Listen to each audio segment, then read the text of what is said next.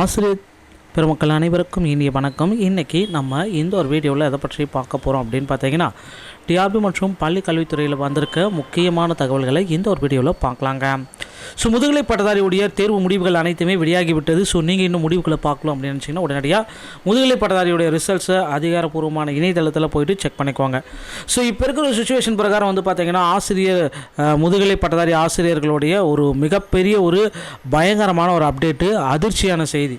ஏன் அந்த ஒரு அதிர்ச்சியான செய்தி அப்படின்னு பார்த்தீங்கன்னா, தமிழ் எலிஜிபிலிட்டி டெஸ்ட்டில் நிறைய பேர் ஃபெயில் ஆகியிருக்காங்க. ஸோ கிட்டத்தட்ட 84,000க்கும் மேற்பட்ட நபர்கள் வந்து பார்த்திங்கன்னா தமிழ் எலிஜிபிலிட்டி டெஸ்ட்டில் ஃபெயில் ஆகியிருக்காங்க. இதுதான் வேதனைக்குரிய ஸ்டைல். ஸோ ஒவ்வொரு டிபார்ட்மெண்ட் வைஸாகவும் பார்த்தீங்கனாலே உங்களுக்கு தெரியும், தமிழ் எலிஜிபிலிட்டி டெஸ்ட் அப்படின்றது ரொம்ப இம்பார்ட்டண்டான ஒரு விஷயம். ஆனால் இப்படியான நடந்திருக்கிறது மக்கள் மத்தியில் ஒரு அதிர்ச்சி பேரலை. ஸோ தமிழ் டிபார்ட்மெண்ட் அப்படின்னு எடுத்துக்கிட்டீங்க அப்படின்னா 31,000 பேரில் 513 பேரில் 5,369 பேர் வந்து பார்த்திங்கன்னா தமிழ் எலிஜிபிலிட்டி டெஸ்ட்டில் ஃபெயில் தமிழ்லேயே. அடுத்து காமர்ஸ் வந்து பார்த்திங்க அப்படின்னா 14,000 பேரில் 7,513 பேர் ஃபெயிலு. ஓகேங்களா?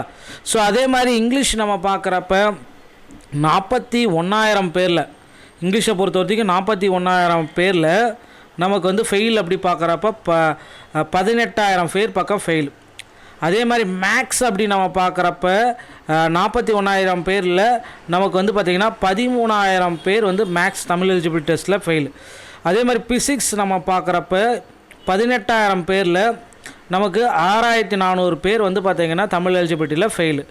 அடுத்து ஜியாகிரபி பார்க்குறப்ப 1,134 பேரில் நமக்கு 543 பேர் வந்து தமிழ் எலிஜிபிலிட்டியில் ஃபெயிலு.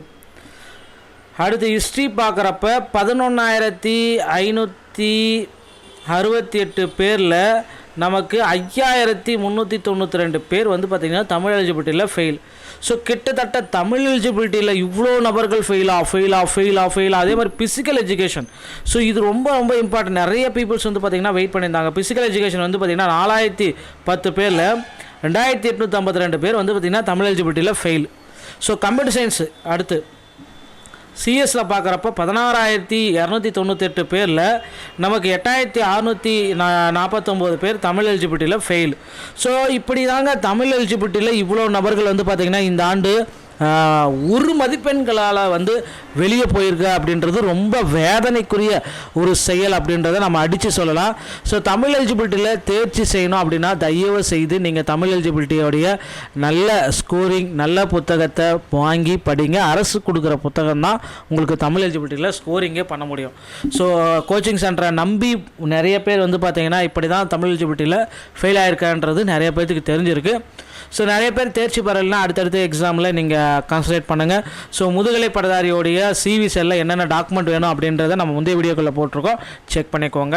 பார்க்காதவங்க அந்த டாக்குமெண்ட் எல்லாமே ப்ரிப்பேர் பண்ணிக்கோங்க. மேலும் பிஜிடிஆர்பியில் அடுத்து என்ன நிகழும் அப்படின்றத நான் அடுத்த வீடியோவில் நான் உங்களுக்கு சொல்ல போகிறேன். மீண்டும் ஒரு நல்ல தகவலோடு நான் உங்களை சந்திக்கிறேன். நன்றி, வணக்கம், தேங்க்யூ.